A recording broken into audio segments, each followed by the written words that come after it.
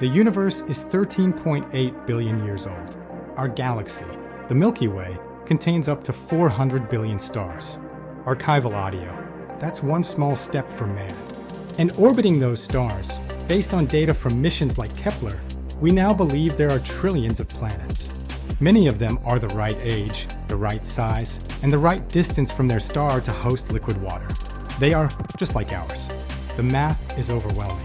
It screams that the night sky should be a bustling metropolis, a vibrant network of empires, signals, and star-faring civilizations, whose presence would be as obvious as a city at night. So, where is everybody? This is the Fermi Paradox, and it's not just a fun thought experiment.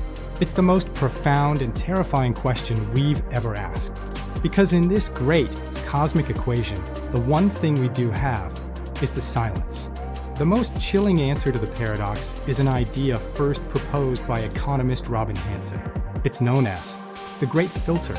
The theory states that somewhere on that long timeline, between a simple spark of life and a civilization that can colonize the stars, there is a wall, a filter, a challenge so immense, a step so improbable that almost no one gets past it. Life is either incredibly hard to start, or it's incredibly easy to end.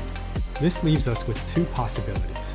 Both are world-shattering, and we have to figure out which one is true by looking for the filter. Possibility 1. The Great Filter is behind us. We passed it. This means we are one of the first, or perhaps the only ones. The universe is silent because we are the first to make a sound. If so, what was the filter? Maybe it was the very first step, abiogenesis, the leap from dead chemistry to life itself.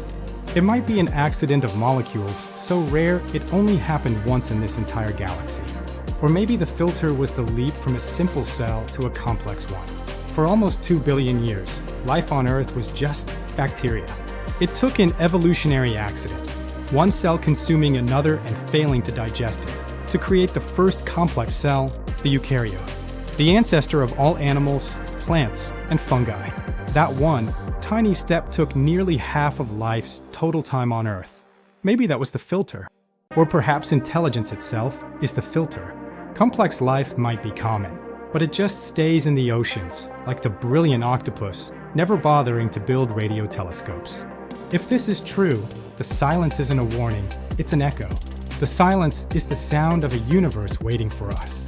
It means we are precious, rare, and hold the entire future of consciousness in our hands. It's a hopeful thought. But then, there's the other option. Possibility 2. The Great Filter is in front of us. In this scenario, life is common. Intelligence is common. Technological civilizations pop up all over the galaxy, like cosmic dandelions. But they all hit the same wall, and none of them ever make it past. This implies that there is a stage of technological development that is inherently self-destructive. It suggests that every time a species gets smart enough to split the atom, edit its own genes, or create artificial intelligence, it inherently creates the tools of its own destruction. Maybe they all burn themselves out in nuclear fire. Maybe they unleash a synthetic plague. Maybe they so irrevocably pollute their planet that it becomes uninhabitable.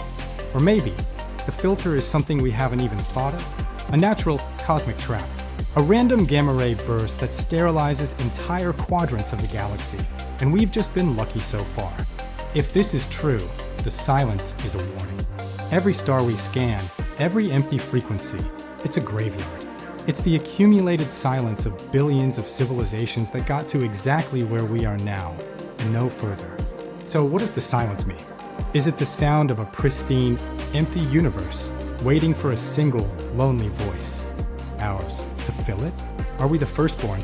Or is it the sound of a cosmic cemetery? A quiet testament to the billions who failed the test, a test that we are taking right now, whether we like it or not. The Fermi Paradox doesn't just ask, where is everybody? It asks, who are we? Are we the exception? Or are we just the next in line?